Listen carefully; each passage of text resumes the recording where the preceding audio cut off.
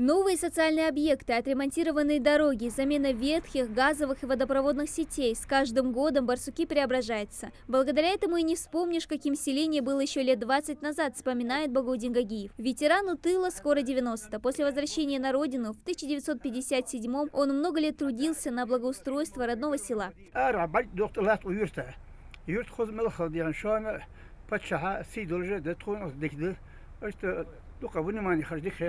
ده اون سادگی میاخت خود قدر میداخت نو فیزس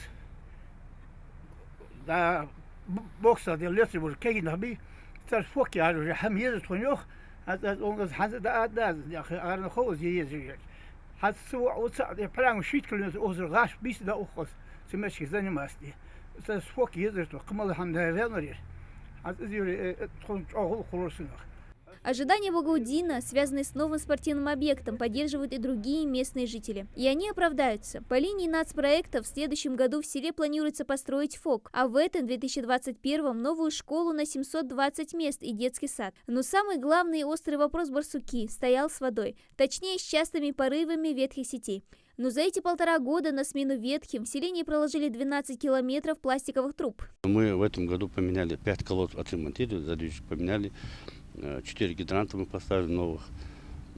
Планируем, сейчас новостройки будут, в основном акцентировать внимание, прокладка воды с этого года. У нас 26 километров полностью проект мы сделали, все подготовили.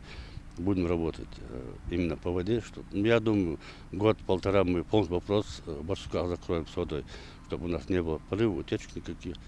В рамках программы «Комплексное развитие сельских территорий» заасфальтировали несколько улиц. На центральной проложили 400 метров дорожного полотна, провели освещение. Ремонту подверглись и Дюкольная, Муружева, Зязикова. К работам приложили руку и местные жители. К примеру, на Гагиева новое дорожное полотно на свои средства проложил один из жителей улицы.